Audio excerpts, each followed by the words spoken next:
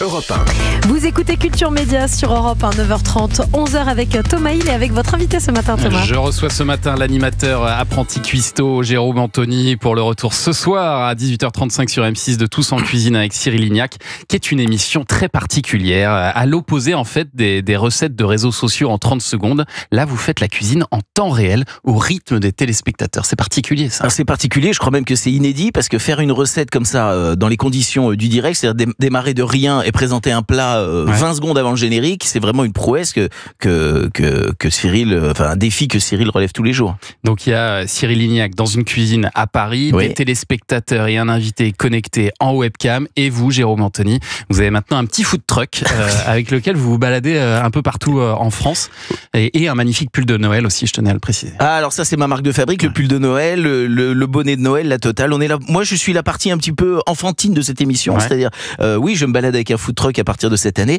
C'était pas facile de trouver un food truck qui soit au niveau du public. C'est pour ça qu'on a mis tant de temps à y arriver. Et il y a une société qui a mis pour cette émission au point un food truck qui se déplie au niveau du public, c'est-à-dire qu'on est sur le sol, mais tout est raccroché à un camion. Où là maintenant j'ai un four, un frigo, j'ai de l'eau qui coule, j'ai toute une installation. J'ai presque plus d'excuses. Je dois réussir à peu près toutes mes recettes maintenant. Oui, parce que vous n'êtes pas là pour vos talents de cuisinier. Hein, pas du tout. Vous êtes là pour ambiancer en fait. Moi, on est là pour ambiancer. Et puis on aime bien avec M6 cette culture de cette. Je vais pas faire encore le passéiste de la télé comme on l'a fait il y a 2 minutes. Mais c'est vrai que non, mais il faut se souvenir de ce qui s'est passé à la télé, de ce qui nous a réunis il y a longtemps. Ouais. Toutes ces émissions de variété qui se passaient, des émissions de jeux, de variété qui allaient comme ça de ville en ville et qui se déplaçaient comme un chapiteau, comme un spectacle de cirque.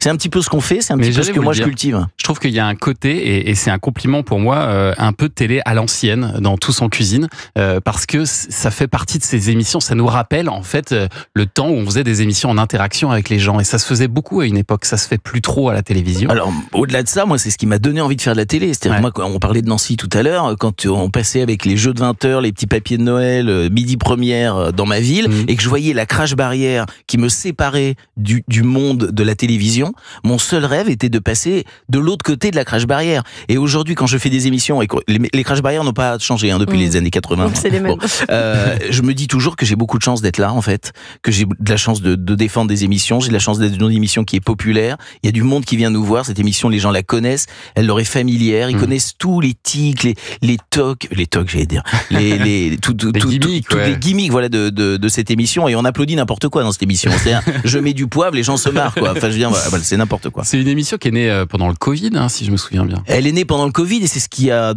donner sa chance au produit, j'ai envie de dire, parce que les gens étaient disponibles pour la découvrir et presque personne ne l'a pas vue, cette émission. C'est-à-dire tout le monde connaît à peu près, tout le monde sait de quoi il s'agit. C'est ce qui l'a rendu populaire très très vite. Et puis c'est une émission qui est quand même assez modeste dans sa manière d'être produite et proposée. C'est-à-dire que c'est assez simple.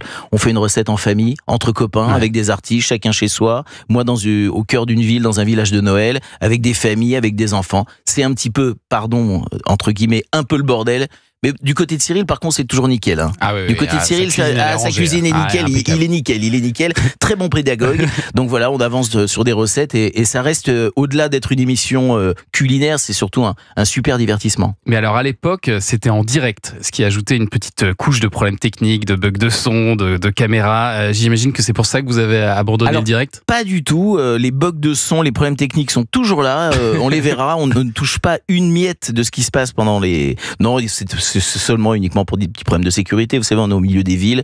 Il y a beaucoup de gens autour de nous, quelques centaines, parfois quelques milliers. Ouais. Et c'est compliqué de gérer tant de monde. Alors l'année dernière, on a continué à faire des émissions. Je vous raconte l'histoire, comme ça, il n'y a pas d'histoire. L'année dernière, on a continué à le faire avec un service de sécurité important qui nous suivait, mais malgré tout, c'était compliqué à gérer. Ça devenait trop compliqué. Bah oui, il y en a toujours un ou deux, vous savez, qui veut faire le malin. Et voilà. Il suffit de un ou deux. Est-ce que c'est aussi une question de coût? Parce qu'on sait que le direct, ça coûte cher. Là, ça vous permet peut-être d'enregistrer plusieurs émissions d'affilée, non? Sans doute, mais moi, je suis pas producteur. Donc j'en sais rien du tout. Et non, on n'enregistre pas plusieurs émissions d'affilée. Ah, vous en faites toujours une par jour? Une par jour. Il arrive que parfois, parce qu'il y a un jour férié, etc., on en fasse deux dans la même journée, mais c'est très très rare, on en fait une par jour. On est vraiment dans les conditions du direct, de la vie du direct. Et alors à propos de prix, vous limitez aussi le budget du repas que vous préparez. Là, c'est un menu de fête à 5 € par personne maximum. C'est pas simple pour un chef comme Cyril Lignac qui est habitué à des grandes tables. C'est tout son talent. Donc oui, on arrive à faire des recettes qui ont de la gueule, qui sont quand même assez festives et spectaculaires pour les fêtes de Noël. Oui, à des prix très raisonnables. Et on se donne du mal, enfin il se donne du mal avec ses équipes, Cyril, chaque jour pour pouvoir proposer ce genre de recettes. Là, ce soir, par exemple, ça va être des gnocchis de patates douces et un tiramisu. Super. Ça a l'air pas Avec mal du tout. François Berléand comme invité Exactement, ce soir. Voilà. François Berléand dans sa cuisine. Et alors l'année dernière, à Noël, l'émission avait bien fonctionné avec en moyenne 1,3 million de cuisiniers devant leur écran. Et alors votre audience avait augmenté grâce au nouveau calcul d'audience de Médiamétrie, incluant les téléphones portables. C'est-à-dire qu'à partir du 1er janvier, vos audiences avaient augmenté grâce à ça.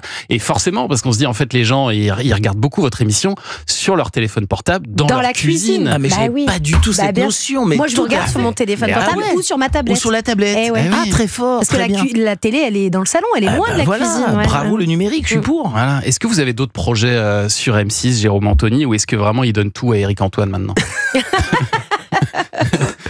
J'embrasse Eric et la direction d'M6.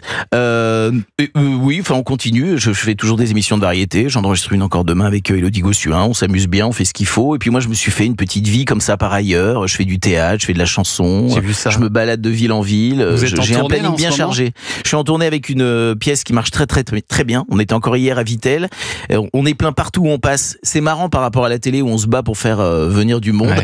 Le théâtre, vraiment, les gens adorent ça.